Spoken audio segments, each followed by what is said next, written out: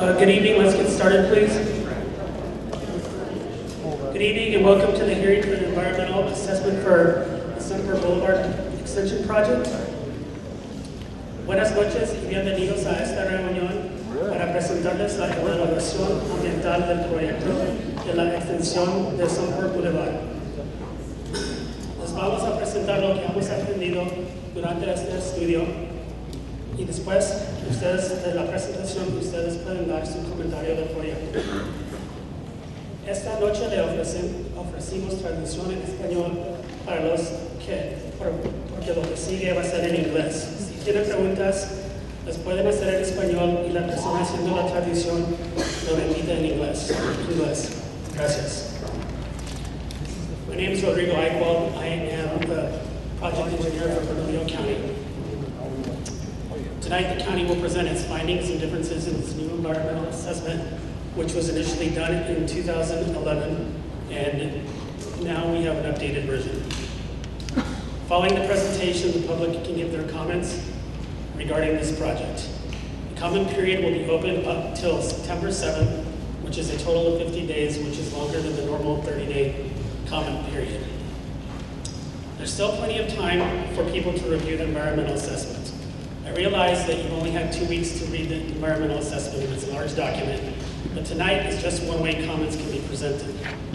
Written comments are equally as important as spoken comments, and they will be weighted equally and will be all part of the public input synopsis. Presenting the environmental assessment and the comment period is the reason we're here tonight. But more important than that, the fact that we're all here tonight is to share why this regional project is needed and necessary for the community and for the greater good of Bernalillo County. I also wanted to point out what this meeting is not about. This is not a discussion about choosing an alignment. That was chosen during the alignment study. At this point, we will discuss the build and no build portion of this project. This is also not a path for a future river crossing, and it is also not a connection to Santa Lena in any way. This project is here to address the traffic congestion in the area, promote infill development, complete the original project that began in the 80s, and it could be another path to the Valle del Oro Wildlife Preserve. And now I'd like to introduce Commissioner De La Cruz to say a few words. Thank you, Rodrigo. And I want to officially welcome all of you here this evening. It's important to have community participation, and unfortunately we don't always have enough, so I'm really happy to see all of you here. I want to share with you a couple of things that I think are important. First of all, this project started in 2010. So it's been something that the county's been working on, something that I've been working on for at least 5 years now. And I also want to especially thank our Congressman, Martin Heinrich, because he actually gave the first round of funding towards this project to do a study, which was about $90,000, important money. The project itself, which would bring the extension onto Broadway, is about a $19 million project, and we are fully funded at this time. It is my expectation and hope that this will spur some very positive infill development, because we already have had, I should say, an exhaustive public comment and input time on the sector plan. And that sector plan, which is specifically for north of Rio Bravo, bounded by 2nd Street and by Broadway, calls for some very, very nice development. And that, pardon the pun, is the roadmap for what will happen on those lands that are in that area, around that boundary. And it calls for light, clean industrial, calls for residential, light commercial, and housing. So this access point is a critical point so that we have some very positive development.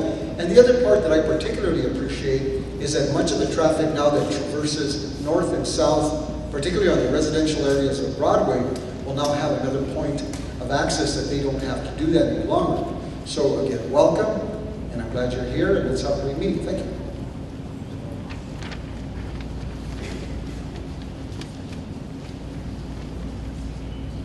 Paging Tony, please come to the front.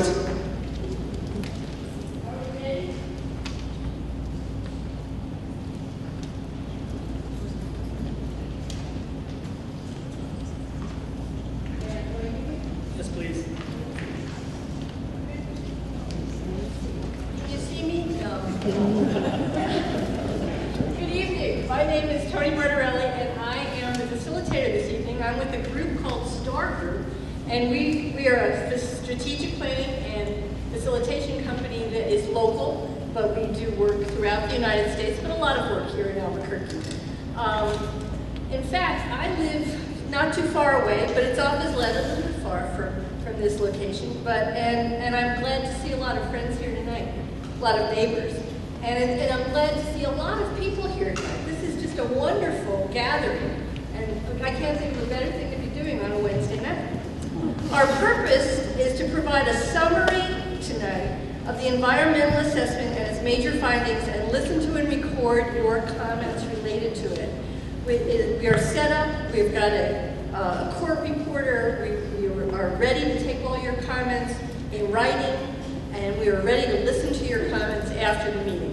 But this presentation will start out explaining everything about the report.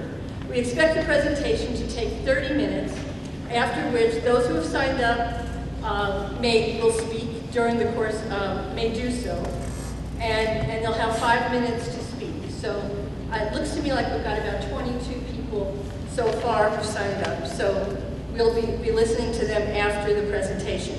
The presentation will cover the environmental assessment, the proposed action, bicycle and presentation issues, as well as those related to natural and cultural resources. Those are the comments that we're looking for tonight. We're going to run through the presentation without questions tonight. If you have questions or want to comment on the project or presentation, please sign up. Throughout the meeting, there will be sign-up sheets in the back, and to address the team with your comments afterwards. If your time is limited tonight, and I know I've talked to a lot of you but we've got a form that you can write your comments on and send those in afterwards at your leisure, but before, I think, what is it, September 7th? Before September 7th. So there is a fairly long comment period on this project that you'll have the opportunity to send those in. Tonight's presentation will be done by 3 people. Rodrigo Aypal, who you've already met, and we thank him for welcoming everybody in Spanish. And he's the county's project manager, and he's been the lead county engineer on this project. Rodrigo? Ciao. There he is. Pete, and then he'll be joined by Nolan Bennett, who's Bernalillo County's construction manager. Nolan, want to stand up? When he gets up, you know he's the construction manager. And he's another engineer. Lots of engineers here tonight. Peter Hinckley, the consultant project manager. Peter?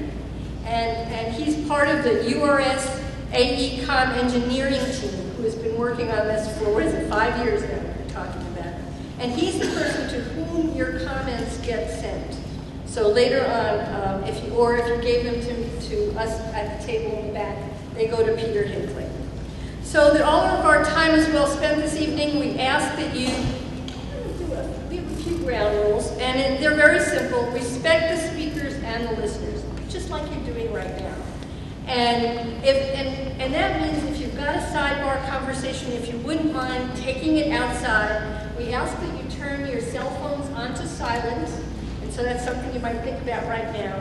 And if a phone call comes in, if it's vibrating and you've got to take that call, just take it outside. It's a wonderful evening. And again, I'd like to point out we've got the court reporter here to record the proceedings, and there's also interpretation available. And so if you need, or if you know of somebody who might need interpretation this evening in Spanish, that we've got a wonderful system for doing that tonight, and just see somebody over at the check-in desk. After the presentation, as we move into the comment part of the agenda, I'll talk to you about the ground rules for that part. But it's going to be great.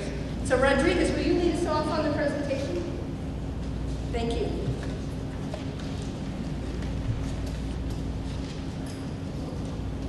Now I would like to put this up to normal people height. I'd like to go over the presentation agenda. At this point, this environmental assessment was initially advertised in the July 19th edition of the Sunday Journal, Sunday Albuquerque Journal. is currently available online for people to look at, or there are physical copies at the 3 community centers, including this one in the neighborhood. There's also a copy at the Bernalillo County Public Works office on Broadway, and there's also a copy on at the South Broadway Library. You just probably have to ask somebody if you're looking for it, and they'll help you get to it. I also want to, after that, so next I'm going to speak about the history of public involvement for this project, and then we'll go over the project development process.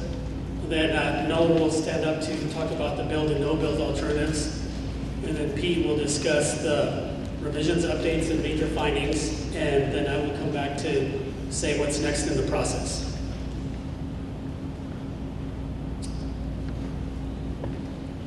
There have been many opportunities for public input, and that public input has made this project stronger.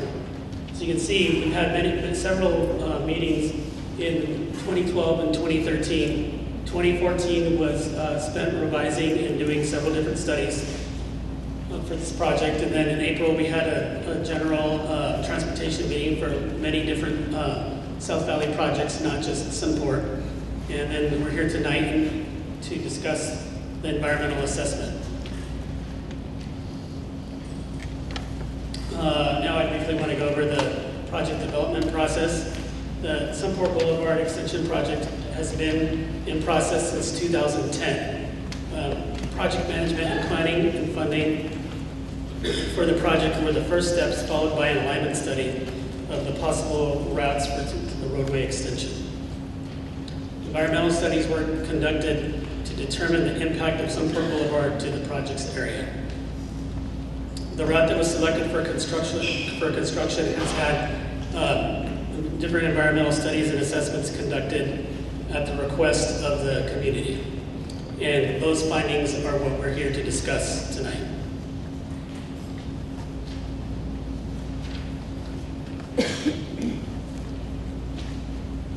And now I'll briefly talk about the NEPA process.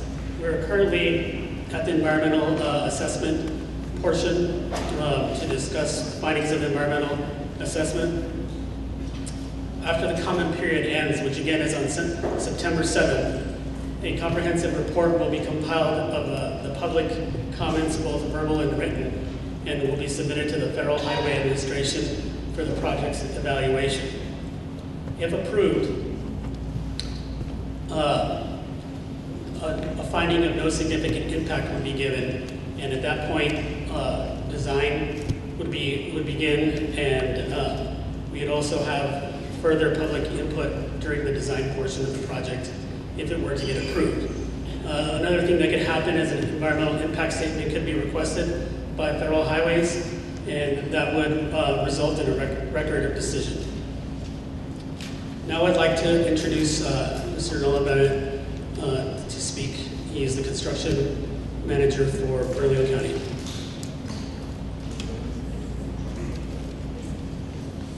Thank you, Rodrigo. Again, good evening to everybody. My name is Nolan Bennett. I'm the construction manager with Bernalillo County, and I'd like to go over the chosen alignment of the roadway. It's a connection that directly connects I-25 to Broadway at the existing signalized intersection at Woodward Road. This would span the south diversion channel in Edmond Street at approximately 90-degree angles, which would facilitate the bridge crossings. This alignment would have no additional railroad crossings, and it would not result in the relocation of any existing businesses. The alignment would also raise the intersection at Woodward and Broadway by about a ½ foot, which would help relieve some of the drainage issues at that intersection. And it would also provide connectivity to the west, which would lead to Valle de Oro or downtown, those types of connections. As this illustrates, you can see that the proposal is that the roadway would continue where it currently dead ends at Sunport and I-25, travel down the hill over Edmond Street, over the diversion channel, and then it would connect with Broadway at the existing signalized intersection. A few other aspects of the build alternative. This would be a 4-lane facility on about a 7% grade up to I-25. There'd be bridges over the existing Amafka South Diversion Channel and over Edmond Street.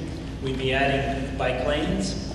We'd be building sidewalk from Broadway just east to the local access road. We'd also be making improvements to the intersections and traffic signals at Broadway and at I-25. We'd be widening the I-25 southbound ramp to add additional capacity. And it would require the relocation of several P&M transmission lines that actually predate the interstate in the area. This is just a draft cross-section that we have, where we have 2 lanes of traffic and bike lanes on each side. There will be certain portions that will be a retaining wall, most likely, and many of those aspects will be clarified and finalized in design if the project moves forward. The no-build alternative, there are consequences if we do not build a Sunport. Obviously, there would be no Sunport Boulevard or connection between Broadway and I-25. But also there is, whether this project moves forward or not, there is future traffic growth predicted for the area, and this traffic would have to be wholly accommodated on existing roadways such as Broadway and Gibson and Woodward. We would not have any multimodal facilities in the area that would connect the Bosque Trail to the east side of I-25. There are very few bicycle connections that cross over I-25, and this would result in, this would not allow another connection to be made. There would be no improvements to prevent the street flooding that occurs on Broadway, and there would be a decreased priority and need for improvements at the second Woodward intersection. Now I'm going to turn it over to Pete Hinckley. He's going to discuss the revisions, updates, and findings. We did add additional slides and details at the request of several community members, so this will go on for a little while, but there was some requests for additional information on some of the changes between the previous environmental assessment and this one. Thanks, Nolan. Good evening. Again, my name is Peter Hinckley. I'm with URS AECOM, the project consultant manager. I've been working on this project with Bernalillo County for over 5 years. So I've seen many of you folks in previous public meetings, and I'm glad you came out again tonight. So I'm just going to describe some of the key major changes, revisions, updates in the environmental document. We issued a previous environmental document in September 2011, had a public meeting, public hearing in October of 2011, and received a lot of comments from the public. So what we've done now is address those comments with additional studies, additional in-depth analysis of a lot of the parts of the project, and really have gotten, I think, a greater, more refined, and more comprehensive document here that we're going to describe tonight. So one of the key elements of the project, or the document, is the purpose and need. We've expanded the purpose and need to address transportation system connectivity as a key focus of the project. We're trying to close the gap between Gibson and Rio Bravo and provide additional access between Sunport I-25 and the Broadway area. There's about 2.5 miles currently between Rio Bravo and Gibson, with the half interchange in the middle of that, the half interchange that's currently the Sunport interchange that only serves the east side and a road to the airport. That roadway was intended back in the 80s and 90s to actually run to the west and down to Broadway and even potentially to 2nd Street. So we're proposing now to close that gap and build that roadway. It has the benefit of congestion relief. Traffic volume forecasts have changed over the years since we've been working on the project, and they're different relative to the different metropolitan transportation plans that we've been working with. But the project does have the benefit of reducing congestion on Rio Bravo, and particularly on Gibson and Broadway north of Sunport, and pulling traffic off of that and putting the traffic onto Sunport. We will improve pedestrian and bicycle facilities. We will provide bicycle facilities with the addition of another project. We'll actually be connecting the Bosque Riverside Trail with the University Boulevard system, where there's going to be bike lanes, and I know additional lanes are being constructed by the city. And we'll also have a byproduct of improved emergency access for the area. We've expanded our discussion of alternatives as well. We've added a couple of alternatives. They're not actually alignment alternatives, but we looked at the transportation system management and travel demand management alternative. That's more of a traffic operational type approach. It does not meet our purpose and need and has been excluded and dropped for further consideration. We've also added another alternative in our discussion, which is the alternative C from the 1990 studies. Alternative C is actually incorporated into the current preferred alternative, which is why we discuss it in some more length in our current document. No other alternatives were considered north of the preferred alternative, and that's because there are homes there. You know, anything north of our preferred alternative would have been too close or on top of the West Mecco neighborhood, and we consciously avoided that and didn't consider anything north of that area. We've also in the document expanded our details that we provided for alternative A, D, and H, the ones that were actually looked at in close detail and considered. And we've expanded our discussion of the no-build. Now here's a key finding. As a result of the public comments that we got, we've looked at this in depth and spent some considerable time over the past year actually developing this. And another project has been programmed on Woodward Road. That's in direct response to public comment. So the project on Woodward Road addresses traffic growth that's going to be expected on Woodward Road when Sunport's put in. In the future, probably in the 10 to 15 year time frame, Woodward will probably be under capacity and need improvements. So we're proposing to do those improvements now. This is called an interdependent project on Woodward because they go hand in hand. The Sunport project and the Woodward project will be developed from here on out simultaneously so that at the end of it all, the Sunport project will be open at the same time as the Woodward project. There will be a separate environmental and design process to develop the Woodward project. We'll probably have a public meeting and be back in this area in a matter of a few months to address the Woodward project specifically. The Woodward project will be determined by looking at design principles associated with complete streets. And what that means is we will address all transportation users, bicyclists, pedestrians, transit users, as well as vehicles. The improvements to Woodward will, as I said earlier, be required before we actually open up the Sunport Boulevard project. We've looked at other things, other detailed studies. We call these our resource studies in various specific environmental areas. So we've looked at air quality in more detail. Back when we did the 2011 version, we actually made comparisons between other busy intersections in the city. Now, what we've done is a more what we call quantitative analysis by actually modeling and looking at air quality specific at this location. So 2 previous studies we've done, and then a third. During the time of these studies, the Federal Highway Administration actually changed their software, so we got into a process of having to do studies using different software and had to somewhat repeat things. But we did a hotspot analysis, which is looking at the future prediction of air quality at the 3 major intersections of the project. So we started looking at Broadway, Sunport Boulevard, and Woodward. We also looked at the I-25 ramps with Sunport Boulevard. What we found with these studies that in none of these locations were the air quality numbers up near the EPA guidelines for threshold values. So in other words, the addition of Sunport Boulevard does not have a significant impact on the area's air quality. There are other issues with the area. We understand industrial air quality is going to be addressed by the local governments via zoning and design controls that we're going to discuss in a minute. We also looked at noise in detail.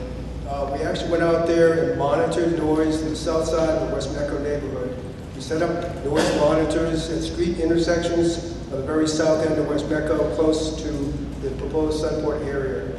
With the results from those monitorings that were done in 2013, we incorporated that into our noise model, calibrated the model with those measurements, and then developed forecasts for noise in the future.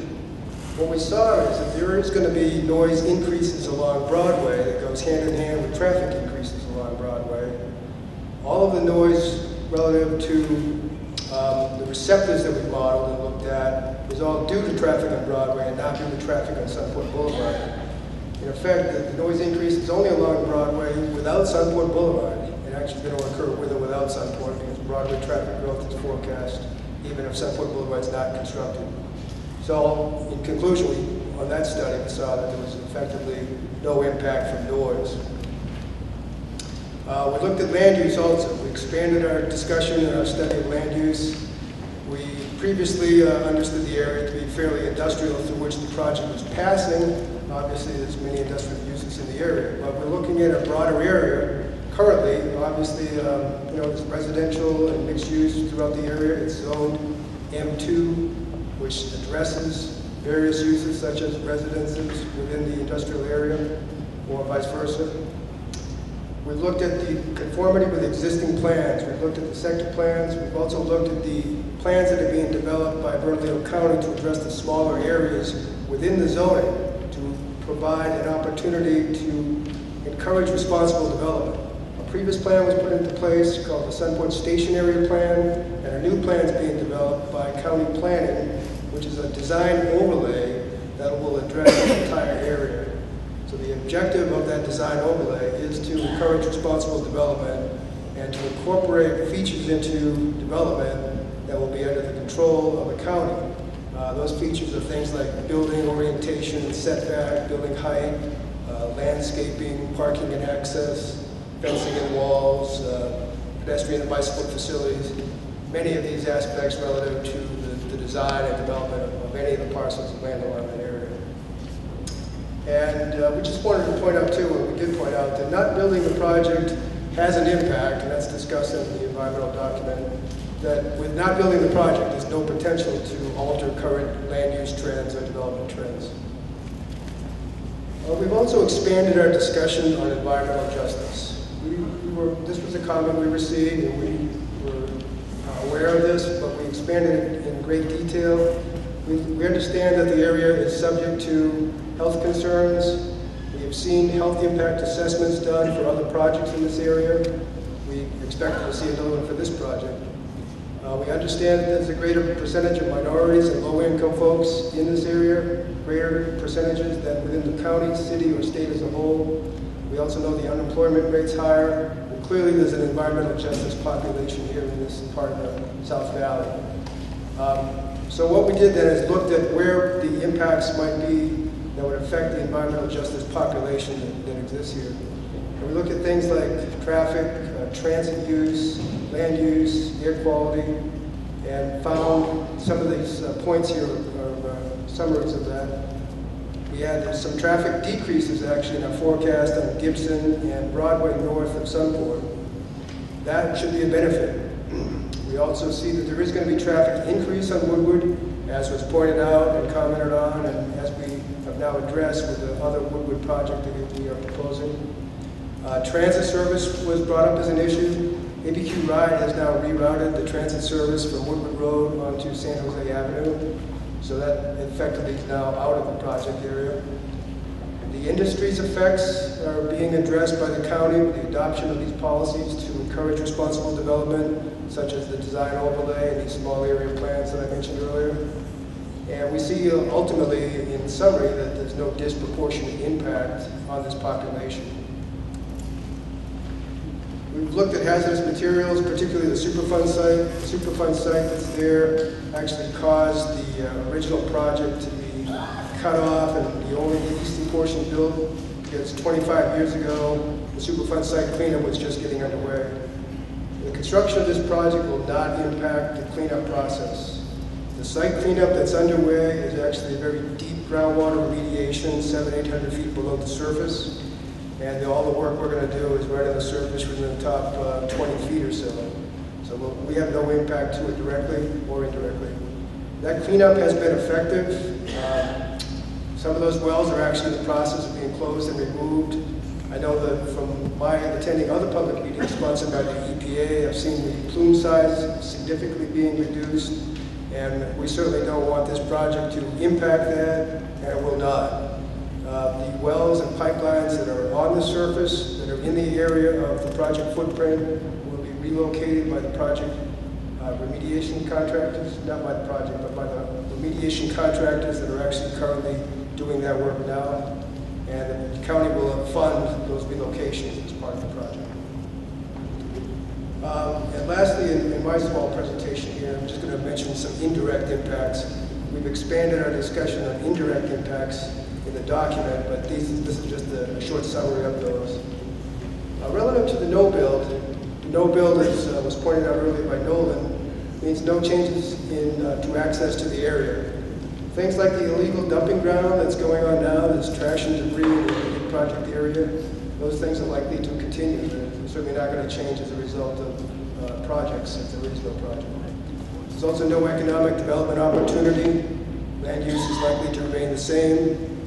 Possible degradation of air quality is possible relative to whatever else might be going in there in the future without the project. And we do see a benefit to the project in one area that's indirect. We see another point of access being provided to the Valle de Oro National Wildlife Refuge, and that in itself will also support the EPA's Urban Waters Initiative, which is an initiative by EPA to connect urban populations with their major waterways, such as the Rio Grande here. So we see that as a benefit as well, although indirect. So I'm going to turn it back over to Rodrigo now, and he'll discuss next steps.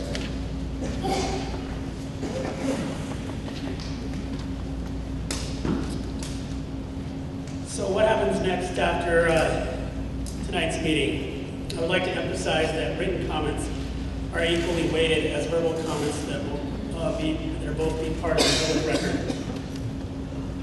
The comment period ends on September 7th. And so after the public comments are completed, we will prepare the input synopsis, and then a determination will be made by the Federal Highway Administration. Once again, they can either determine a finding of no significant impact, in which case final design and right-of-way acquisition would begin. Public meetings would occur during design phase, and then once that's all completed, construction would begin. However, if it's not approved or further research is required, an environmental impact statement could be given. So finally, I want to show you a vision of what the project will look like once it's built. This 3D rendering is set up, and you can see in the background, you can see I-25, and once the project is built, it would basically look like this. So that's just kind of a 3D model of what it will look like once it's constructed. Now I'd like to bring back Tony. Her first person to speak is Christine Swazi, Christine. And the next two people will be, just so you can be ready, will be James Aranda, and the third person is Paul Chavez. So just be prepared. Thank you.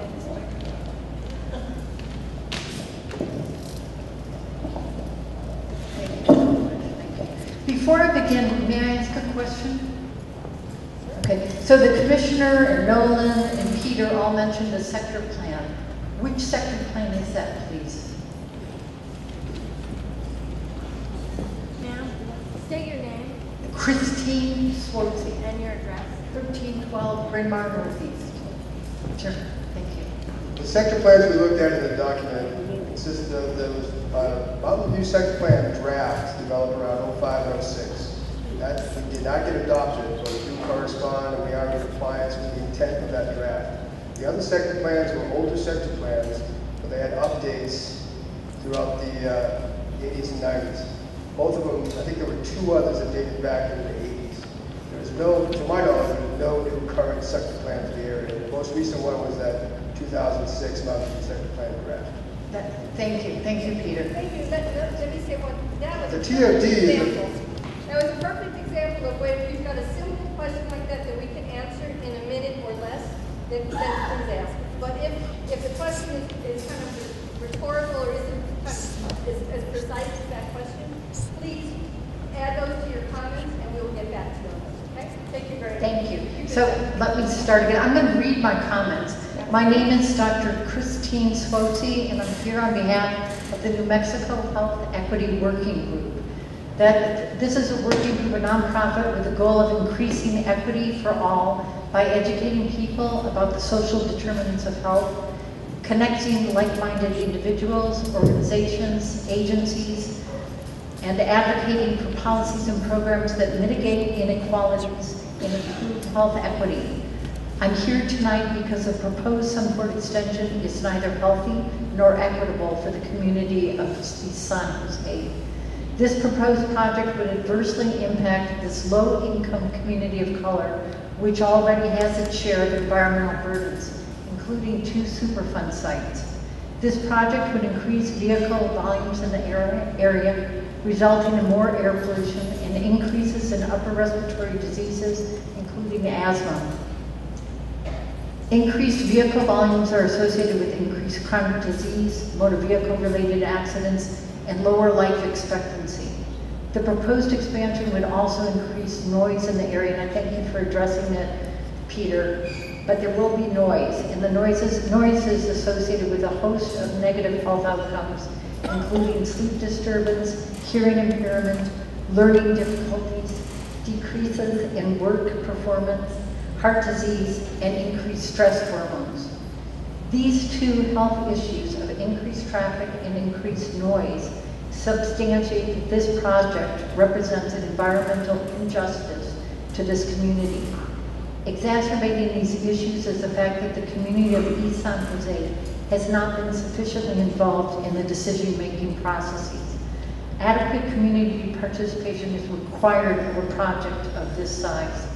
I suggest that Bernalillo County and URS meet with the community of San Jose, and that the county and URS conduct an environmental impact study on the entire project, not just piecemeal. Thank you for consideration of this request and this information.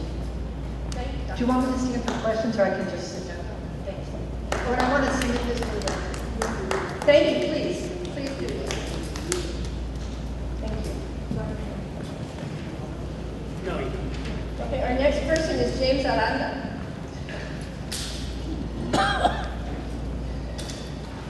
Good evening.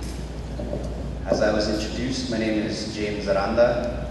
I reside at 1824 Neat Lane Southwest, N as in Nancy, EA, T as in Tom.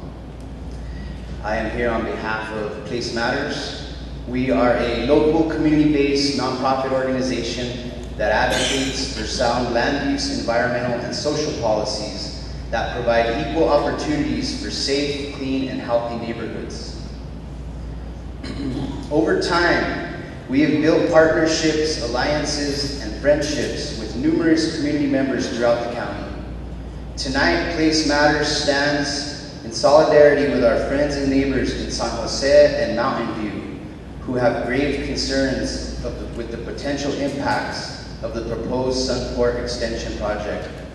In their view, this project will likely only add on to the unreasonably high amount of traffic and polluting industries already in the area. These 2 long-standing communities have long been overburdened by noise and air pollution, groundwater contamination, and health problems from decades of heavy industry that is literally located in their backyards. Not only are these economically disadvantaged communities dealing with a glaring lack of adequate access to fresh, healthy food, walking and biking trails, open space, and other amenities that could make their neighborhoods healthier, they are also dealing with the ongoing cleanup of numerous Superfund sites. It is a well-known fact that the design of our neighborhoods impacts community health. Community members can and should be engaged in the decisions that impact their neighborhoods. Despite the many potential impacts of the proposed Sunport extension, what is a graver concern to our friends and neighbors is the way in which the county has failed to meaningfully involve those who will be most impacted by this project. Rather, the county's actions throughout the process have given community members the impression that Bernalillo County is trying to impose this road project on their neighborhoods without the community's consent or input. Let us not forget that the reason we are here tonight is because the community was forced to file a Title VI civil rights complaint with the Environmental Protection Agency for the county's failure to involve the public in the planning process. Now, to be fair, the county has held a number of meetings in conjunction with this project in which the public has been invited to hear about the proposal. But according to community members, never have they been given an opportunity to weigh in on the merits, necessity, or any other aspects of this project. Let me be clear. Public meetings that limit opportunity for public comment and disallow meaningful input is not community engagement, nor is it good government. Because the county technically is an applicant in this case, the community feels it is only right that you address our concerns and answer our questions in an honest, transparent, and timely manner. Tonight, Bernalillo County Place Matters joins our friends and neighbors in San Jose and Mountain View to demand not only a seat in the room, but a seat at the table. Only through open dialogue and a sincere willingness to work together can a partnership based on mutual trust and respect be built. Like the speaker before me, I recommend a well thought out and engaged process from here on out. And not only am I recommending that, but I'm offering help. Bernalillo County Place Matters is willing to assist in any way we can to make this partnership a reality. Thank you for your time. Thank you, Mr. Aranda. Our next speaker is Paul Chavez, and the person who will speak after that is Tom Horda. My name is Paul Chavez, and I live at 2209 Elm Street, right at the northwest corner of Gibson and 925. And I think this project is going to be very helpful and good for our community. Because of the traffic, we've dealt with the noise for all these years with the truckers using their check brake. And I know they had a study about the noise in Broadway, but us that live along Elm Street, we have quite a bit of noise with those trucks. And we were hearing about the health and part of this project. Those truckers, especially the 18-wheelers that turn on Gibson and Broadway, I've lived in this area all my life, in that address. And I've seen gravel trucks dump their load on the neighbors there on the southwest corner of Broadway and Gibson. I've seen a liquid tar truck, 18-wheeler, dump its load right there on Broadway and Gibson, going east on Gibson. And the worst one, it happened about over 30 years ago. A gas truck dumped its load there on turning east on Gibson from Broadway. The gas went into the roadway, into the drains next to San Jose Elementary School. Me and the coach were right outside when that happened.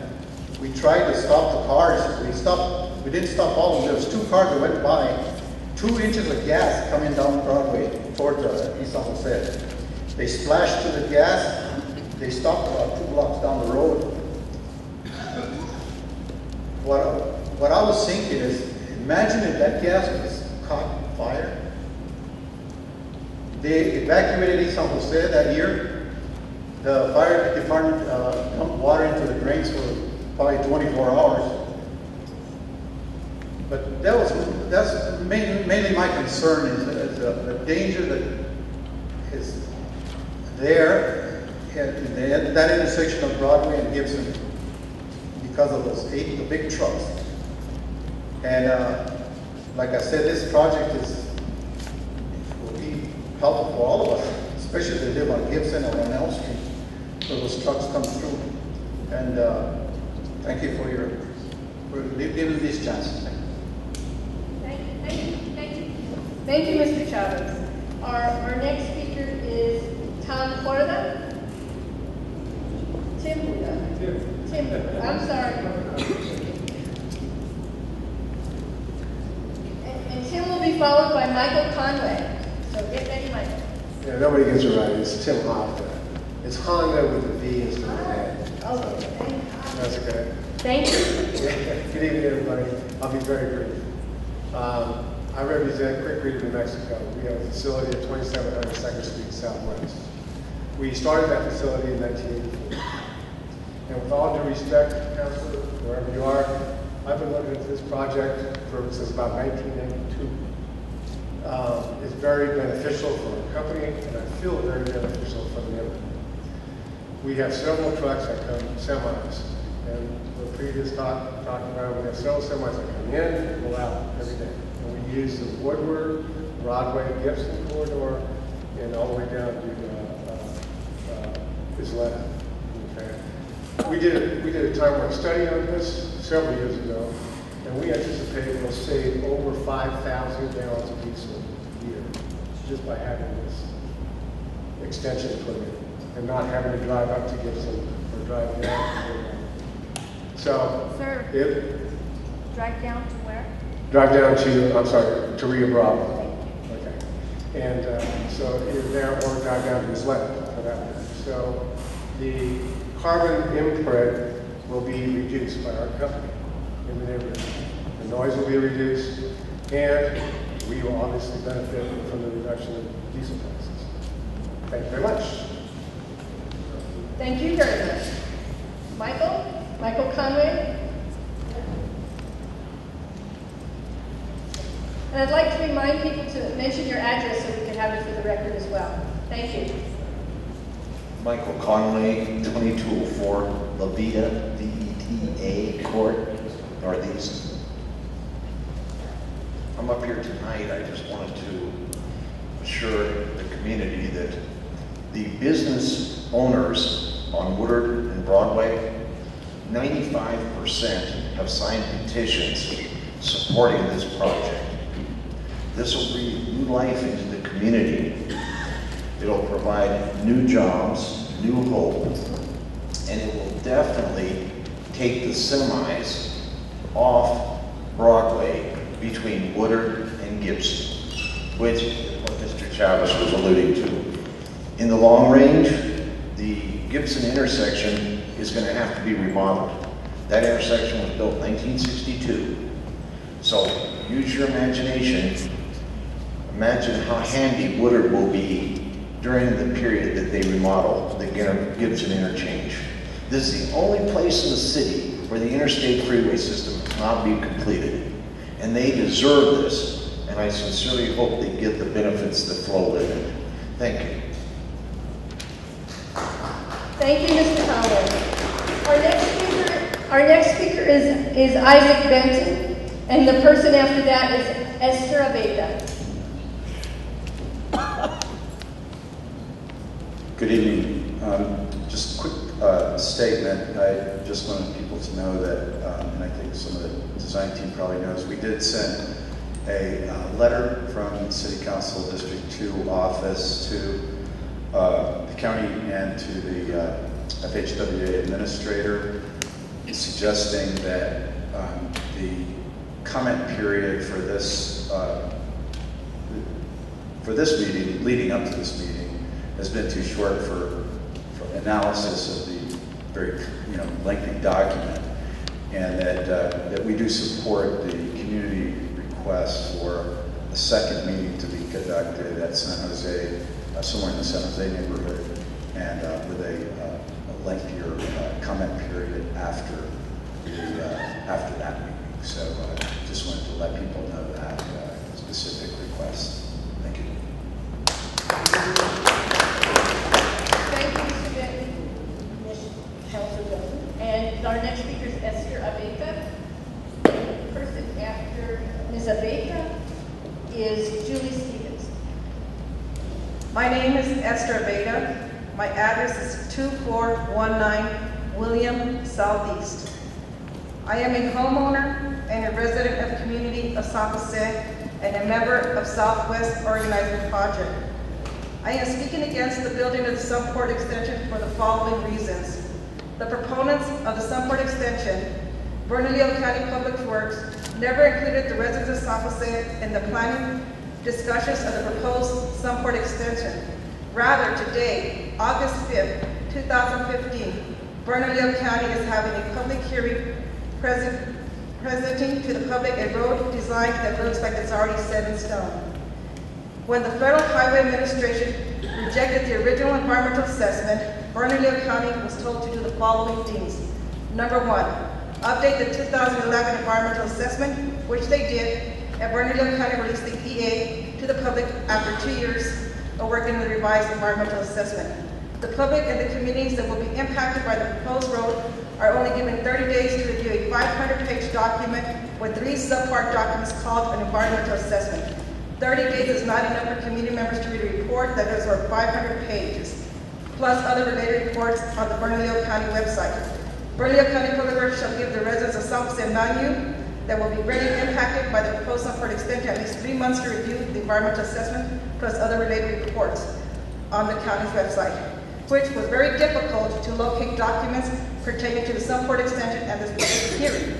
Number 2, Bernalillo County was told to reconvene public participation to discuss the alternative and mitigation strategies, which Bernalillo County has failed to do.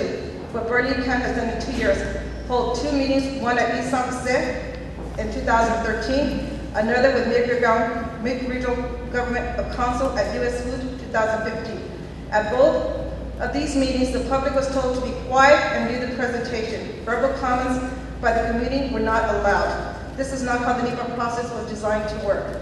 Number 3, addressing the impacts to Woodward Road. The families of San Jose, whose communities is adjacent to Woodward Road, had never had a meeting in the community to discuss or have seen any proposed designs for Woodward Road. Connecting Woodward Road with the proposed Sunport extension creates safety and congestion issues to put to the residents of San Jose at risk. What will the Sunport extension do for the families of San Jose and Mountain View? Bring even more air pollution and noise to San Jose and Mountain View communities that are economically disadvantaged, who for 2 years have dealt with an overabundance of industrial pollution, idle trains, and adjacent to 2 Superfund sites. The community members of San Jose and Mountain View are tired of seeing families and neighbors deal with serious ill health illnesses related to pollution industry. Health issues such as asthma, heart conditions, hypertension, and other respiratory elements.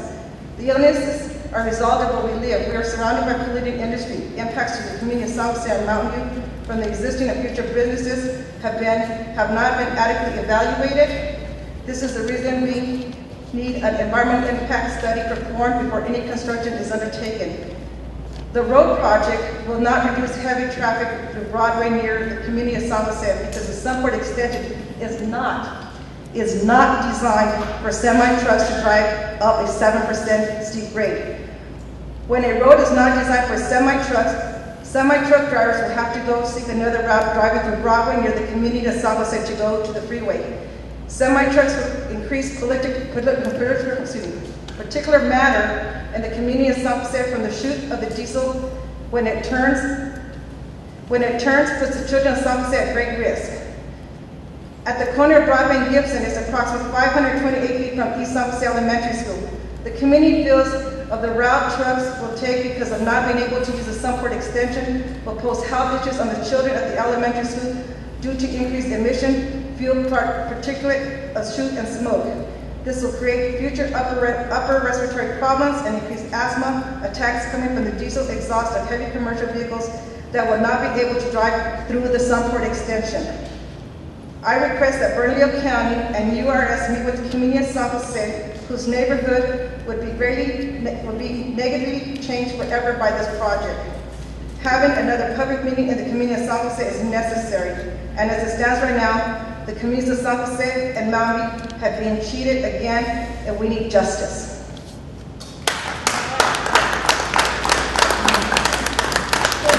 Thank you very much. Julie Stevens, where are you back there?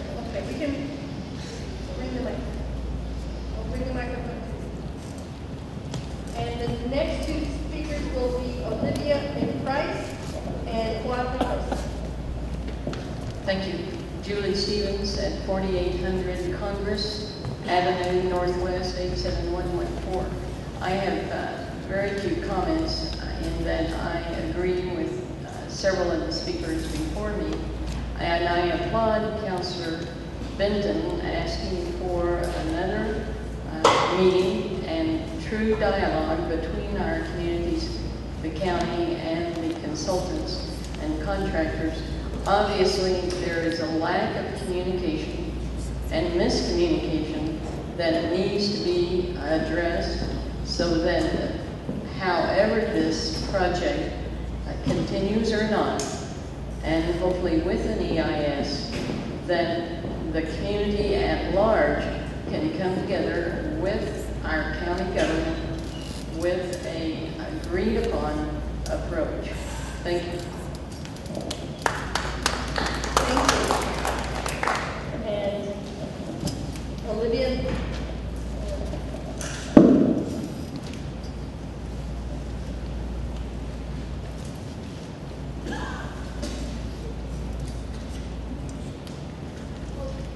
My name is Olivia Price, and I live at 408 Bethel Drive, Southeast. We've lived there since 1954, I believe. Okay, and when this meeting started, I was sitting there listening to all of these people speaking, and I said, oh my gosh, I said, everything sounds beautiful. But I said sound. Did you hear that? I said sound, because it's not going to be beautiful. It's, I'm the treasurer of the San Jose Association. I don't speak usually, I speak. We do not support the Sunport extension because you've all heard it before already. Because all it's going to bring is more noise pollution, dirty and heavy industrial, and more sickness. And we say more sickness, how is that? Well, have you heard people getting lung cancer and they didn't even smoke cigarettes? Came from the pollution. Asthma, it came from the pollution. East San Jose School has a very high rate of asthma. So it's been proven, if kids don't sleep, they don't learn. If we don't sleep, we're going to get sick. So, we are a poor community, and I believe this is what it's from. Not sleeping, extra noise, more pollution, more traffic. No, we don't want it. And for all you that said, oh, it's going to be good for the Broadway, no more trucks going through Broadway, they're going to go there. Well, I went to a meeting and they said, it's not made for all these big trucks carrying cement, gravel, gasoline, whatever you name it, it wasn't made for that. Thank you. Thank you. Juan Reynosa, and will be followed by Lauro Silva. Hello, Juan Reynosa with the Southwest Organizing Project, 211 10th Street Southwest. So I'll be reiterating a lot of what the community members have said who've been involved with this and have seen it for the past 2 years happening right in front of their face. Despite claims of community engagement, this is the first meeting I've seen where people can actually come up to a mic like this and speak out in public. Other times I've seen community silence saying, go to this station and write your comments down, but don't talk amongst each other. You know, we won't give the opportunity for y'all to learn from other community members, just like Olivia was saying, you know, giving information about how this road isn't meant for these big trucks. That's how these meetings are supposed to be set up. And so I think there's a big false premise being put out there that there's been community participation. The road is one example of that. People were really only given one choice for a road, which happens to run through a Superfund site. To me, that's just an extremely ridiculous notion. I'm assuming if the public would have been able to give input on the other road routes, they would have said, we want a different road route because we want this Superfund site cleaned up well before we actually have anything built there. They weren't given that option. Instead, they had this one road route imposed on them and said, oh, that's your option. You know, you gave input on it. That's not real input. That's not how the NEPA process is supposed to work. Thus, the reason why this revised EA is happening, because Federal Highway Authority acknowledged that that process wasn't being communicated well with the community and they haven't been engaged. And I will say that that's still happening to this day.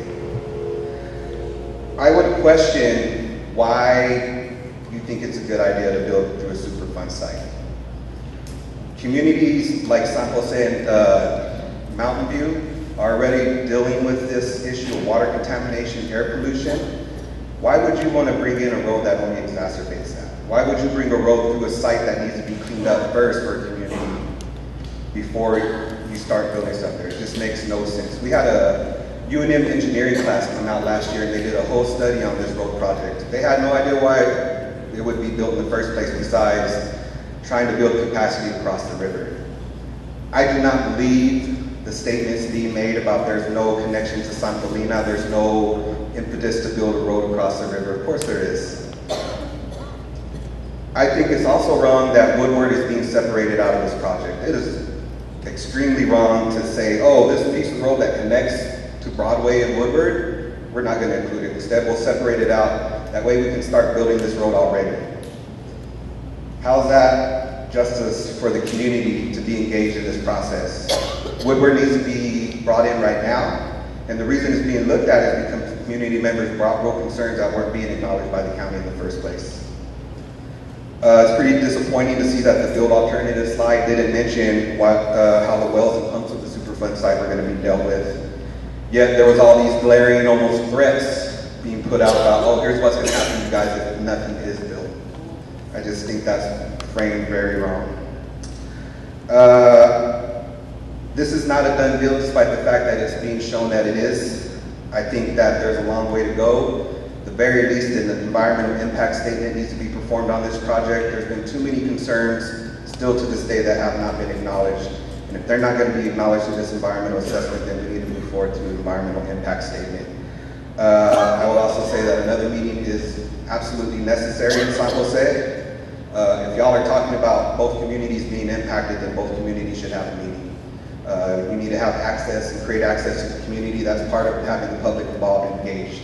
So if you're only having one meeting in one community, you can't say that you're fully engaged in the community. So I also stand with the community members here. I've worked with them for the past few years on this project, and this is being imposed on them. There hasn't been any participation, and the community needs to have a seat at the table.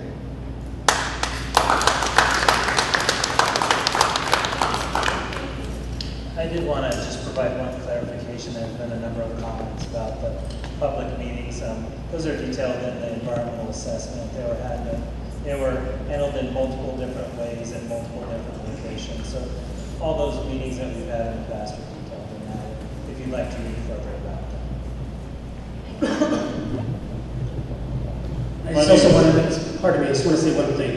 I just wanted to say that the woodwork project would not be, Sunport would not begin or would not be allowed to be opened until the woodwork project is completed. So we mentioned earlier that those projects would go hand in hand. So Sunport would not be allowed to be opened until the woodwork project is completed. I just wanted to clarify that. Thank you.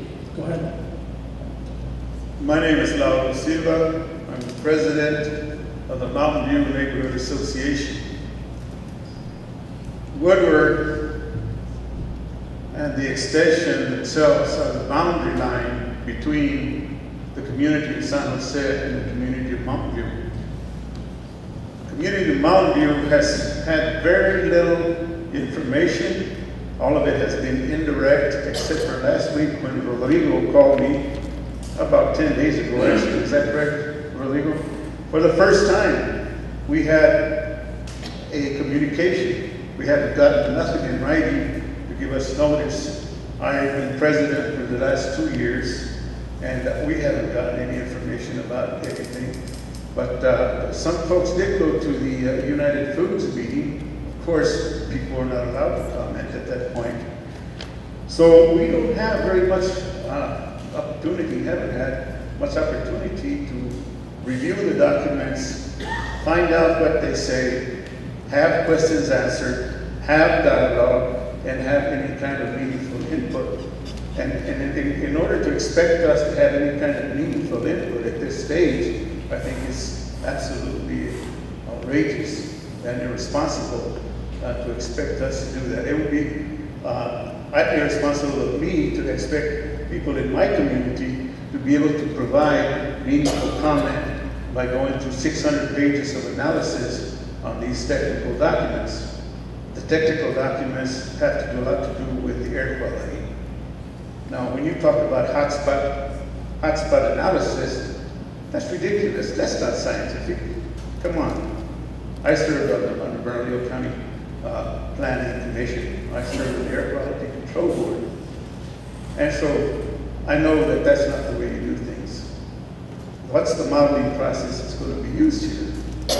We know that the monitoring station in Mountain View only monitors for 2 things. Now, the monitoring data that's been used in the past on the concrete plant, for example, that they wanted to put across the street from the community center where 250 children gathered every evening, was modeling that was done on the air quality monitoring station at the airport, not the one from Mountain View. Again, these absurd kind of projections that are being made are not scientific. They're not based on reality. And in order to do that, it's just a big smokescreen as far as I'm concerned from where I'm standing right now. Now, maybe after I get a chance to actually review those documents thoroughly, I'll be able to come to different conclusions. I may be able to take those apart, and I intend to do that, but 30 days for us to be able to break that down, the scientific documents that have taken how many years? At least 5 years for teams of experts, not only engineers, but specialists in the environmental issues. People who have access to that data that we don't have. We have to rely on what's in those documents by themselves, and I can't do that. I know that the current studies show that people of color communities are very highly impacted whenever there's a highway construction. We know that the most dangerous, one of the most dangerous things, besides the benzene and the other kind of volatile organic compounds that'll be in the air from all the truck and auto emissions using that, are going to be very dangerous, especially the particulate matter. The small particulate matter, the 2.5, is the most dangerous because it gets way down deep in your lungs, and that's where it does its damage, where your capillary beds are. So let's not kid ourselves. This is dangerous for the community. We have children at the elementary school in Mountain View that have had to go to the emergency room because they were diagnosed with asthma. And the parents didn't even know they had asthma. They just thought they had a bad cough. High rates of respiratory illnesses, high rates of cardiovascular disease, infant mortality rates. Those are all the studies that we've been doing over the last 12 years. 12 years that we've been involved in the second development plan that was tabled and has not been brought back forth, and it's being discussed today in the form of the draft, and plans are being made on a draft that has not been approved yet. They're talking about industry, on brownfields, Superfund sites. The soil is just contaminated. There's a well, the well 700 feet deep has nothing to do with moving all that dirt and getting it flying around in the air. My time's up. I had a lot more to comment. Thank you very much.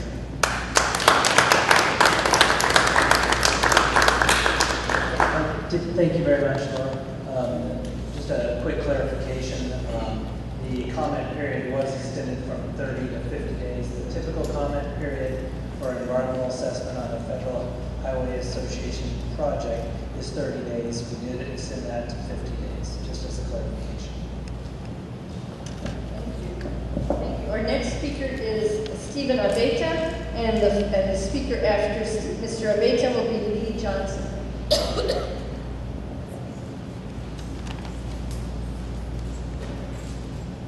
My name is Stephen Abeta.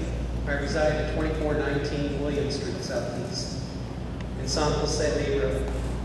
I'm a member of Southwest Organizing Project.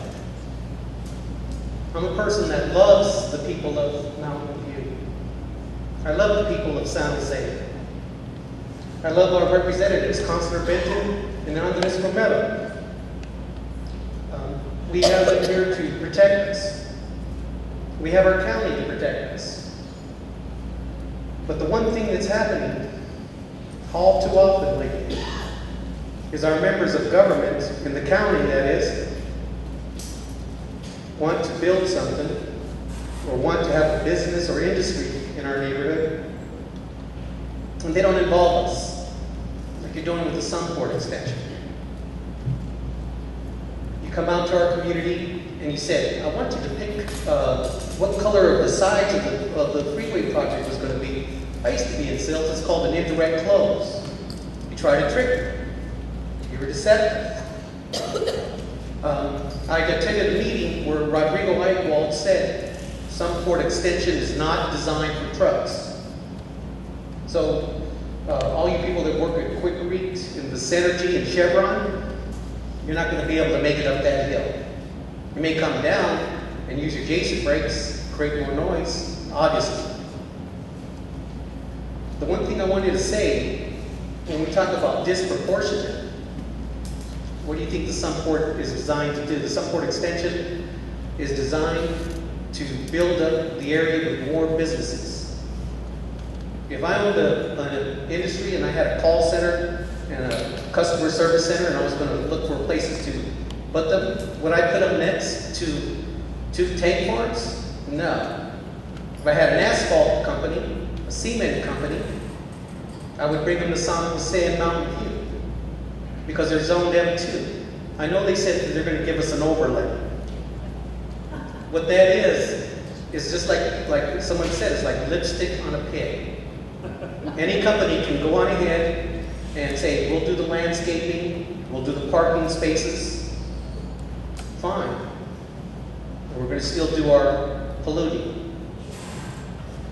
The other thing is, when we talk about disproportionate, we have a lot of people in my neighborhood that speak Spanish, which is outlined right directly in the environmental assessment that was prepared by the county. And what has happened is it's only in English. There was only a portion of it in Spanish. How is that going to help my neighborhood? They tell me to represent them, and I'm here tonight to say we need that assessment in Spanish, not just partial. Now, I know we were threatened that the improvements won't happen in our area. If we don't get this project, you're not going to get the overlay. Well, I don't even know if we're going to get the overlay anyway because the landowners have to agree to it.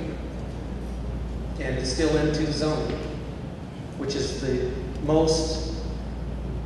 biggest type of polluting industries that are allowed.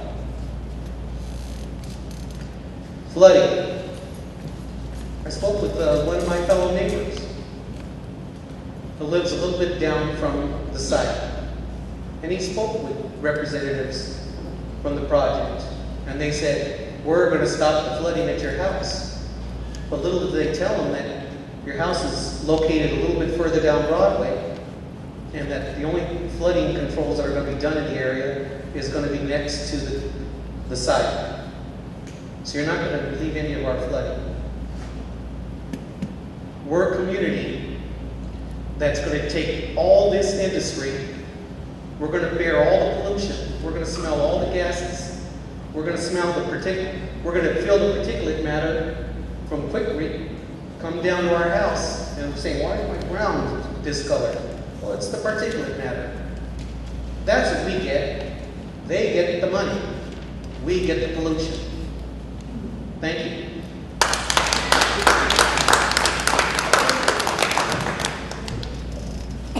I just want to make a couple clarifications. Once upon a time, did I say, my name is Rodrigo, and this project is not designed for trucks? I did say that, but I didn't say that it was not designed for trucks where trucks would not be able to use it. I said the project is not specifically made for only trucks. It's made for all vehicle types, not just specifically trucks.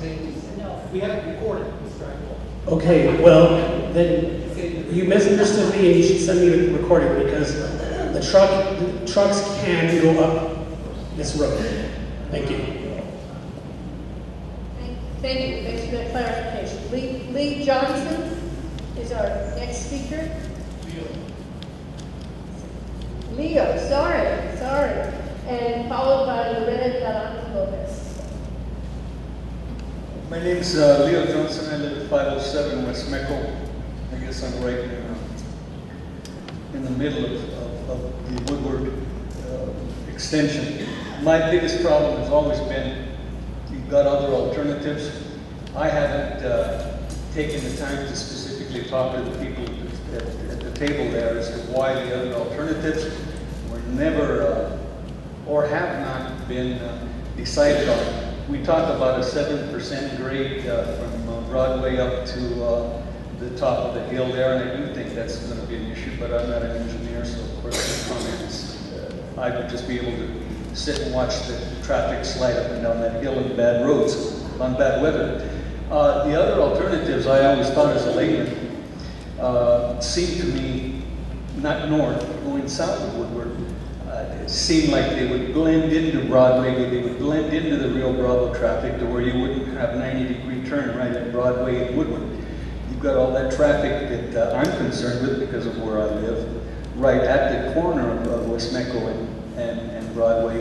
Another gentleman was talking about the traffic that goes 18-wheelers go around the corner there going Broadway up to Gibson on 2 wheels or 4 wheels. Well, that would be in my backyard, and of course I don't particularly like that, but being that I went to San Jose, I can understand and walk Broadway to Lincoln and all of those years I've seen the traffic grow. I also see the need for what's going on with the reserve that's coming out here into the Mountain View area, and I think that's wonderful. We have to be careful. So I would like to have more information on those other alternatives, and maybe it's a mute issue at this point. I think the one that they've selected is the worst. One, I live there too. I'm a retired bureaucrat myself, so I kind of understand how some of the things, how business is done. Looking at that alternative, I just wanted to question that, but I want to leave with this, and that's that we have to be careful about the kind of industry that we're bringing into San Jose, Mountain View, Lower Albuquerque. We've seen what's happened in different parts of the country, and I'm afraid that regulations are very tight in different parts of the country, and they're beefing up their EPA. They have the staff to work and work with the laws that are on the books now. What we're saying, and what we have to be careful about, is that we don't have a lot of staff with our EPA now. We don't have the staff to regulate and enforce rules that are already in place, and we are bringing in industries that are going to disturb our health. Right now it's San Jose, tomorrow it's Mountain View, and if you're not careful, New Mexico citizens, the nation's looking at us as being the next dump. So be careful the kind of industry that we do bring in, because we're getting the residuals, we're getting the asphalt, we're getting a lot of stuff that is going to hurt not only me, but us as New Mexicans. So I appreciate the work that we're doing, and we're trying to bring in soft, good industry, but I just think that we need to be aware of the kind of industry that we draw. Be careful what you ask for. The next speaker is Loretta Naranjo Lopez, followed by Joan Brown. Good evening, my name is Loretta Naranjo Lopez, and I live at 1127 Walter Northeast, 87102. I'm a leader with Martinez Town Work Group, Albuquerque Interfaith, a nonprofit social justice organization. The Martinez Town Work Group is here to support our neighbors to the south, San Jose and Mountain View, who, like our neighborhood, has endured the continued disenfranchise the city and county has imposed on low-income older neighborhoods. Martinez Town Work Group opposes the request to extend Sunport Boulevard into an already congested area. Traffic engineers often have failed to acknowledge that increased roadway traffic capacity can lead to more, not fewer, cars on the road. The resulting phenomenon of induced demand results in unanticipated consequences, not only for traffic on freeways, but especially in neighborhoods such as San Jose and Mountain View. The city and county is currently working on updating the comprehensive plan and supporting walkable communities. If Sunport is extended, this will not be a reality for San Jose neighborhood and Mountain View or the other older neighborhoods downtown. If Sunport Boulevard is extended, it will also exacerbate the air and noise pollution in the area from the I-25, Broadway, Gibson, and Rio Bravo. The city and Bernalillo County are not protecting the residents from the existing environmental impacts that San Jose residents are dealing with today. Martinez Town Work Group respectfully asks that you consider the negative impacts from this proposal, and we ask that you provide another public hearing in the community of San Jose. I thank you for this opportunity to talk, and I just want to say that we had a health impact assessment done in Martinez Town, and they not only said in the report that I-25 impacted our neighborhood, but miles away from our neighborhood, it impacts those neighborhoods also. And when they opened up the frontage road to go into Mountain Road, which is a residential roadway, it has increased the impact of the traffic and the noise and air pollution in our neighborhood. So I hope that the county really looks at this and has a meeting at the San Jose neighborhood to have more input.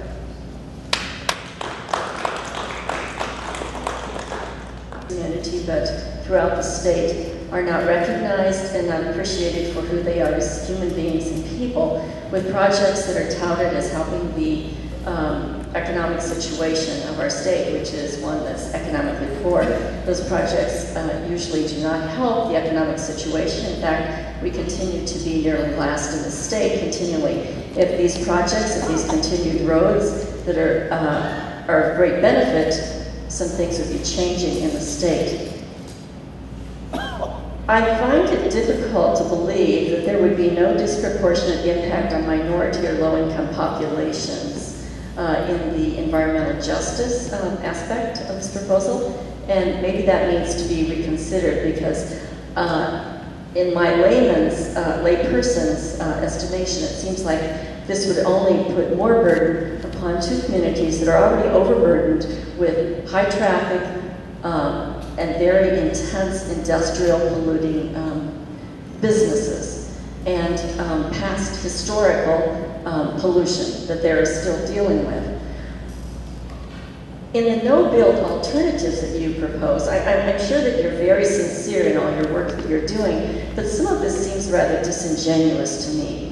To say that in no building that there would be all of these things, when I think to say no build would mean we have less asthma, less noise, less traffic, less bronchial problems, less hospital visits, less work days lost, less school days lost by our children, healthy communities, a better sense of mental health and well-being, and a better self-image.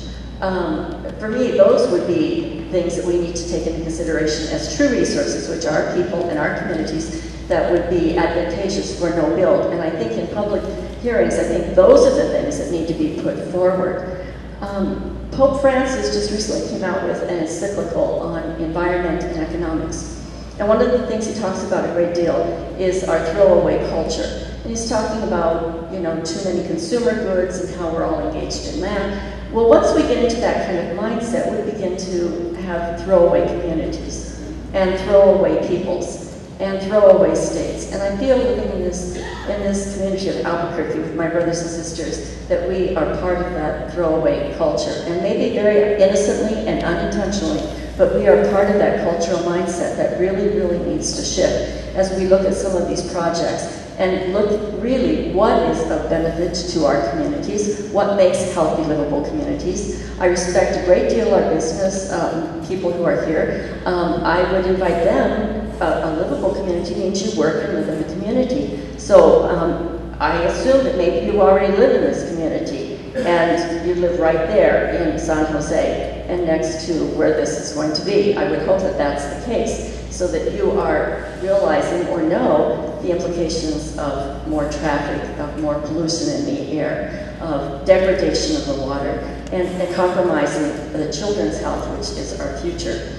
I support the community in desiring more comment periods, more hearings, and more inclusion. In this project, but also in future projects in this county and the city. Oftentimes they come to the public and they are already sort of a done deal. And that is not good for us as a whole community, and I believe we do want to be a whole community, so thank you. Thank you. Our next speaker is Alfred Bolden, followed by Angela West.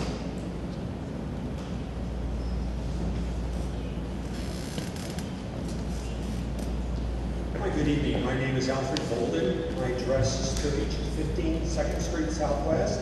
I am a lifelong resident of this community and a landowner. We have been very responsible to the community, and I am supportive of this project. I think it will take a brownfield area into infield. It will be green and create many jobs and create economic tax base for the county. As landowners, we have been very specific on what types of industry would go in, and it would be clean industry. I think this would be very supportive and would create an economic base and employment to the community. We support this project. Thank you. Thank you, Mr. Bolden. Our next speaker is Angela West, followed by Marla Painter.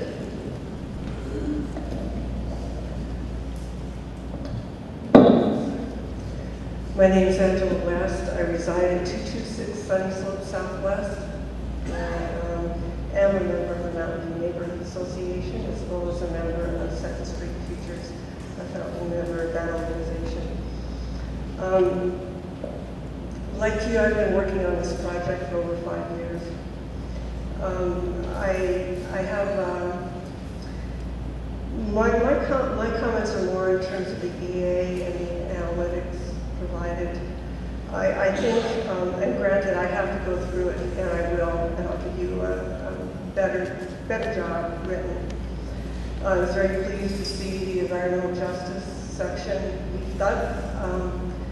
It wasn't there before, but half of it is describing and referencing the law itself rather than analytics, and I think that's a place. I'm going to offer some suggestions. Basically, my concern is differentiating, assessing the impact of building and doing the project versus assessing the impact on the use.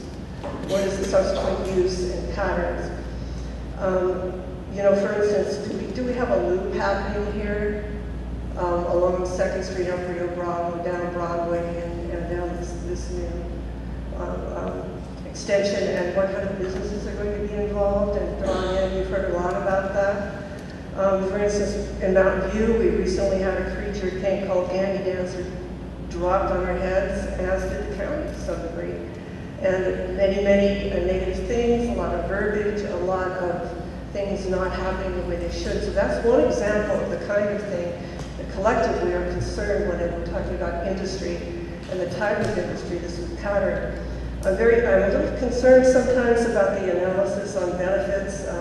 I noticed some language in there that it would benefit San Jose by bringing in bicycle lanes. I think I heard that as well.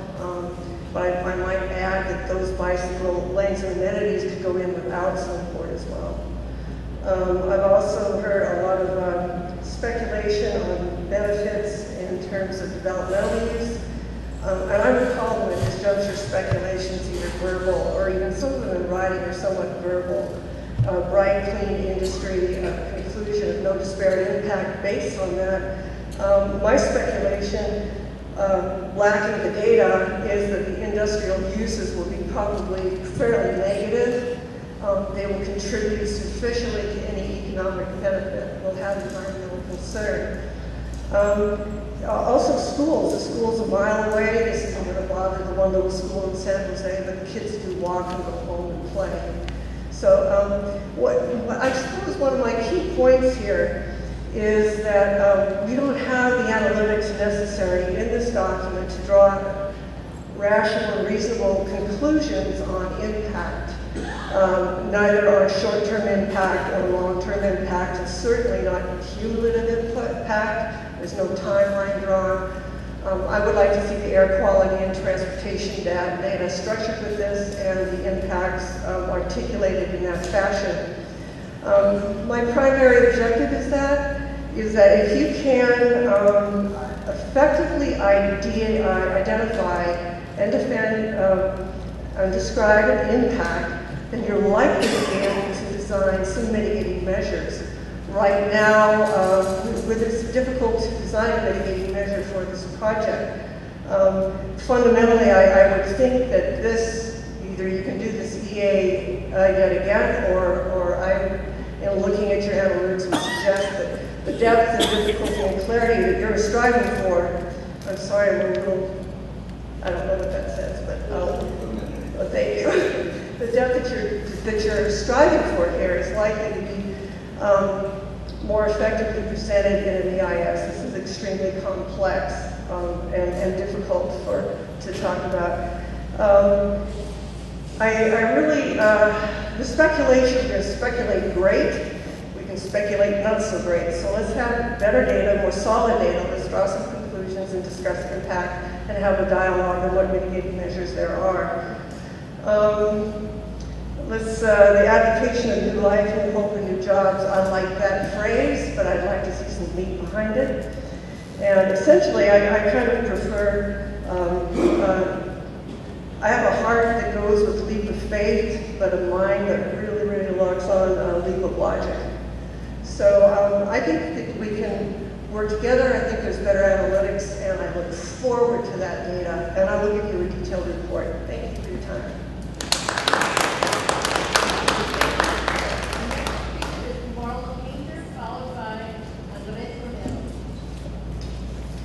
Thank you.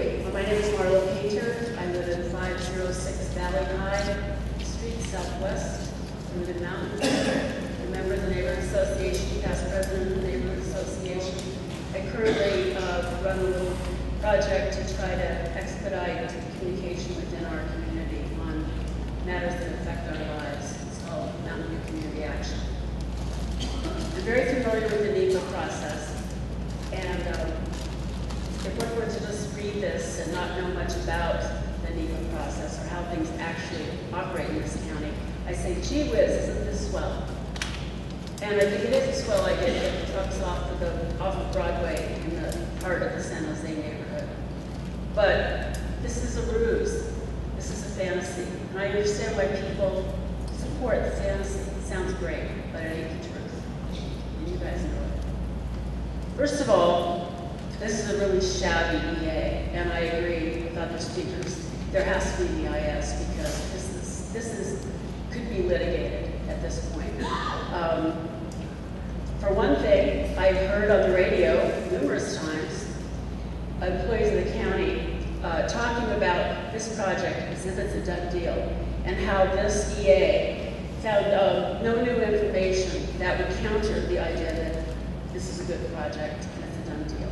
I heard that last night on KUNM. And the heart of the NEPA process is to provide a thorough no-action alternative. The no-action alternative is a joke, and the environmental justice analysis is a joke. There's no nicer way to put it. The EA is intended to be a document that assists in making a decision to act or to not act. And it's not intended to be justification for a decision that's already been made. That's in the law. And on this point alone, you failed.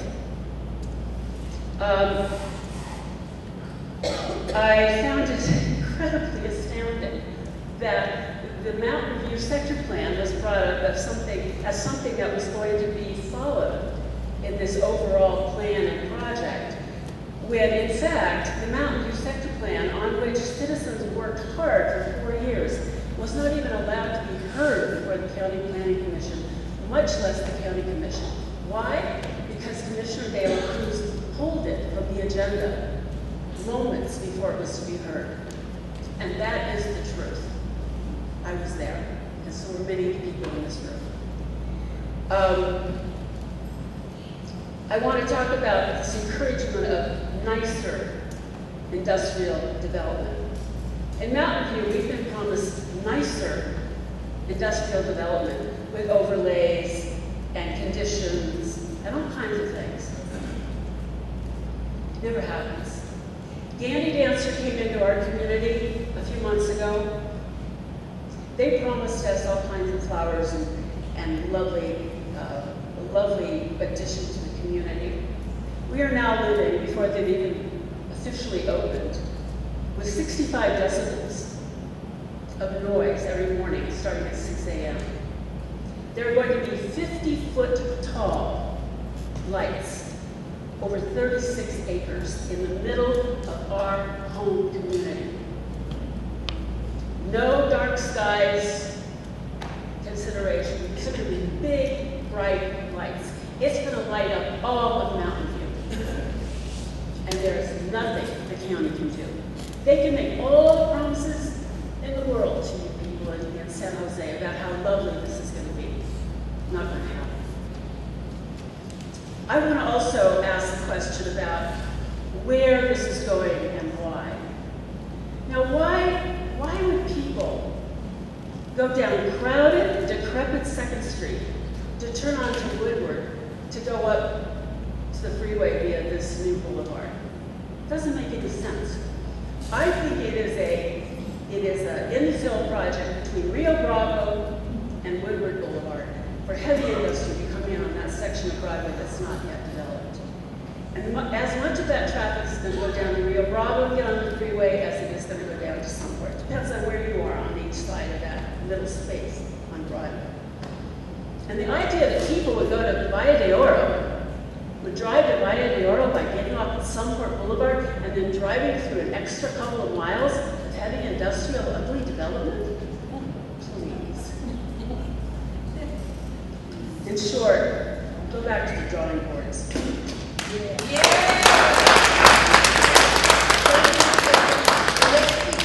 Andres Romero, followed by Robert Maestas. Good evening, everybody. My name is Andres Romero, and I live at 7411 East Leda Boulevard in Los Padillas. I'm also the state representative in House District 10, and I represent Mountain View and the San Jose community. And this is obviously an issue that I've heard much about from many of my constituents who are here today, and also I've heard from the county, particularly Mr. Bennett has been responsive to my questions. And I'm truly appreciative of that.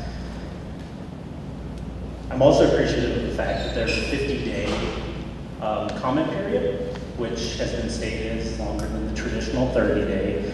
However, as we've heard from many of the community members, given the health and environmental issues that still plague these communities, I would urge, in light of that, as well as the still short window to review the documentation, that the community be given the additional time to review the material and make additional public comments at a site in San Jose, which is also one of the potential affected areas.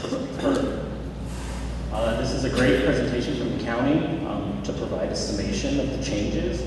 However, me being a historian, I think it's important that the community must be given ample time to review the primary sources for themselves. I don't think 50 days is nearly enough. And they must be a part of the decision-making process. Again, as a part of an additional meeting at the San Jose community. So again, I thank you for your time. Thank you.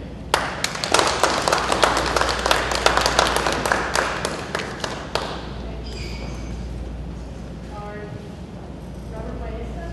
Yeah. He's here. Followed by Cipriano Luciano. And John Lawrence.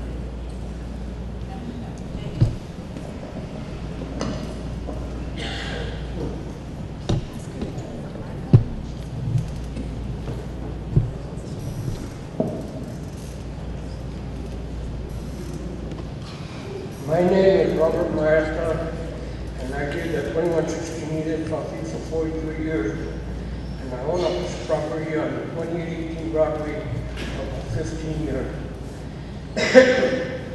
Now, on page 3 there says there have been around 9 meetings of this team, and I've only been informed of 2 of them. I got papers that those meetings were going on. there's been about 9 of them. My son spoke at the last conference out of town. And I got about five questions. The first one is, can we rezone from R1 or whatever we are to a commercial zone? Because we live in an R1 zone and somebody comes and buys us out and they turn it to commercial. They can get more money out of our properties. Okay, that's the first question. The second one would be, will there be any city, state, federal money or anything to build to increase the property values, to increase our own property value? Because people come in, they buy it as residential, turn it commercial, and they get more money out of it than you sold it for. The next thing is, we will probably be made to beautify our properties like in Santa Fe, where people were outpriced out of their own neighborhoods, where the taxes went up so high that they couldn't pay them and they had to sell at a loss. And a lot of people took advantage of that on them.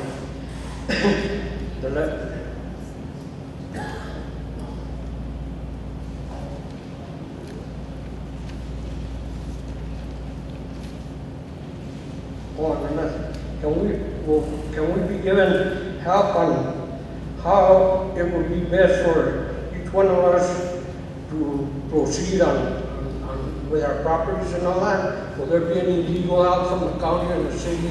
They could advise us on what would be best for our situation and the position where we go. The next one will be, will these alternatives be available real soon?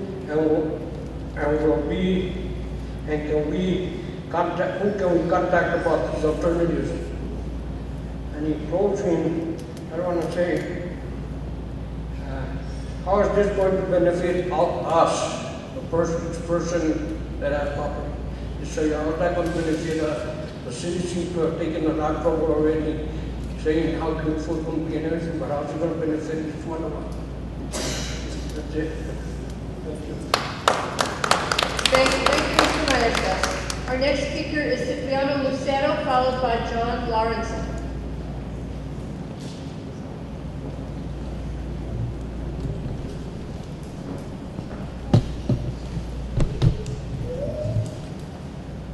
Good evening, my name is Cipriano Lucero, and I live at 325 Bethel Avenue Southeast. And we live, I'm actually speaking for myself, my sisters, and my nieces that all live with us. We live about 2 blocks from the proposed extension and all of this traffic work.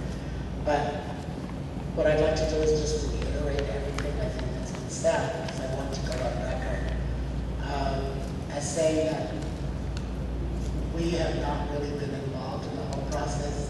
The only reason I knew about this meeting is because someone called me to tell me that they had gotten a postcard about the meeting.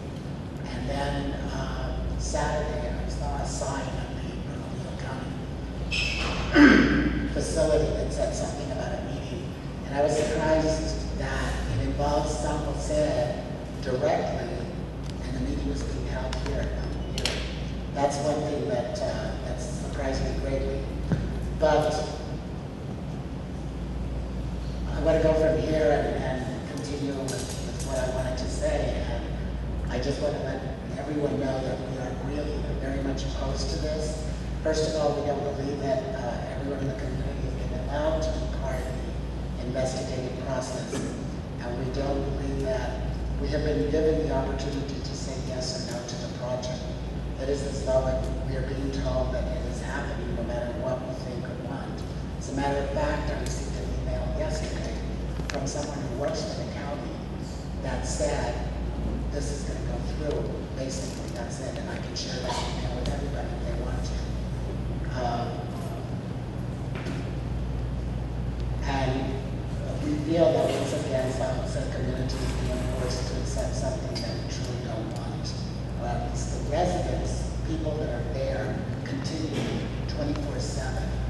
I've heard people talk about employment opportunities because of the increase in business. Well, most of my neighbors don't work in the neighborhood. People that work in the neighborhood, that fill all of the businesses that are there, come from other parts of the city to work. Our people have to go out to work. And second, whatever studies and guidelines are being used to try to convince people that there is no harm, have not been taken, I don't believe, taken into consideration the true cumulative effects of all of this. Every individual company or business or car that goes by may be well under the levels that are set by the government, but take all of that and put company A and company B, who may be at 90%, but together they're well over 100% of emissions or pollution in the area. And we've already been declared, and people have said declared, we have been a Superfund site. Those of us who have lived there forever know that we all have well water where we first moved in. We can't use our wells. They're nothing. They're just dead and sitting there. Increased traffic, I know that will affect the traffic. It's already been proven, that has already been talked about. We sit at our front porch right now and we watch the traffic on the freeway go by. The airplanes go right over our head, and we have counted 50, 60 airplanes coming and going just in one evening alone, sitting there for a couple of hours. So with the added traffic, I know what that's going to do.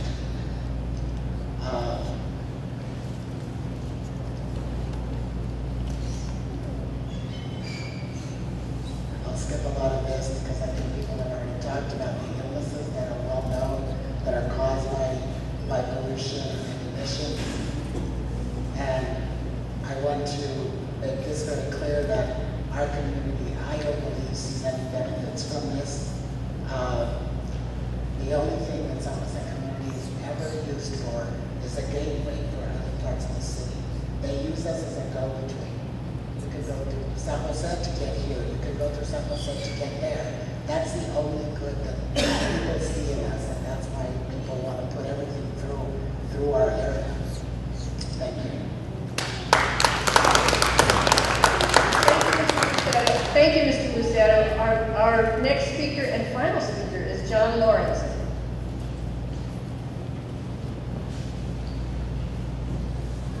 Hello and good evening. My name is John Lawrence, and I own a business on 2909 Yale Boulevard and a home in the Southwest Valley. And I've been in Albuquerque for, without giving my age away, about 60 years. I grew up in California, and we moved to New Mexico because I had asthma as a child. And the dry climate pretty much fixed me up nicely. We've heard a lot about health, the environment, and asthma. This interchange, proposed road, is not creating health issues. If anything, it is merely spreading them out from Gibson to Broadway, to Woodard to Broadway, to Rio Bravo to Broadway, versus having them in two locations consolidated. So if anything, the health and environment issues don't really make a lot of sense, because building an interchange doesn't increase population.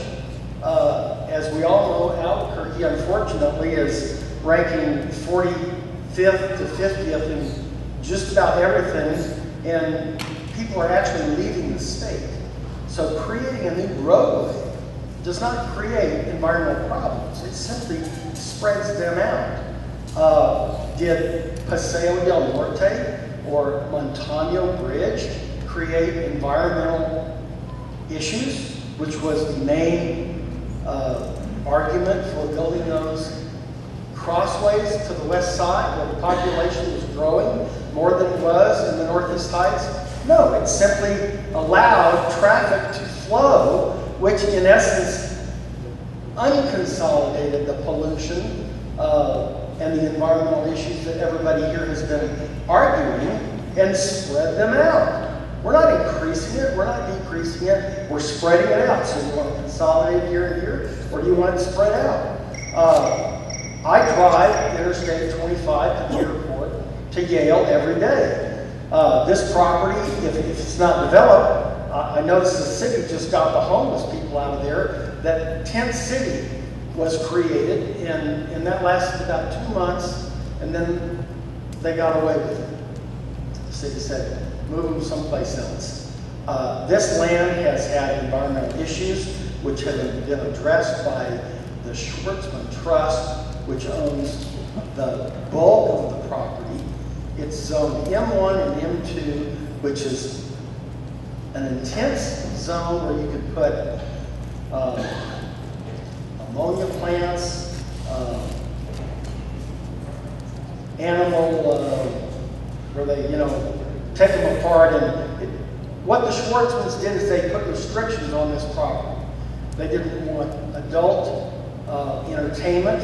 They didn't want daycare for children because of the water contamination that has been known, and they've been working on now for 15 to 20 years to clean up. They wanted architectural control on the buildings, on all this M1, 2, and M3 zone property, which benefits everyone. It basically reduces the intense industrial zone to a mild IP zone, which allows nice development, restricted, has to go before the EPC for approval for parking, site plan layout, so on and so forth. And I'm sure no one in here is even aware of what they've done to protect this property from the intense zone that it actually had. I look at the interchange just as the bridges to the west side. If you don't have access, all you get is congestion. This is going to help the neighborhood. It's not going to hurt the neighborhood.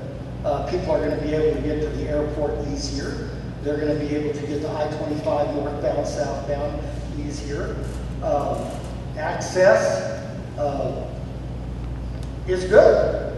A lot of people object to an office zone next to their property, 8 to 5.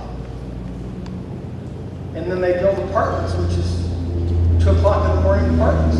They don't like the 8 to 5 because it's office, it's commercial, it's mean, it's intense. Whereas the residential zone of apartments is much worse because you've got party animals up till 2 o'clock at night. So let's not get the zoning confused with access, and the access will create development where development would not normally occur. It will create jobs for the city of Albuquerque, and it will also create gross receipts tax for the city. I'm totally in favor of this. I think it's long overdue. We've studied it for 5 years. It's time to approve it and get it built. Thank you, Mr. Lawrence. Thank you, Mr. Lawrence, and thank you, everybody, for being here. It's been a great time together, don't you think? Here's Rodrigo. Thank you, everybody, for coming. We appreciate all your comments. Now we'll take these comments and we will put them into an input synopsis, and we will submit this environmental assessment to the Federal Highway Administration, who will determine what happens next. And we thank you, and the comment period is until September 7th. If you have any questions, please feel free to call us.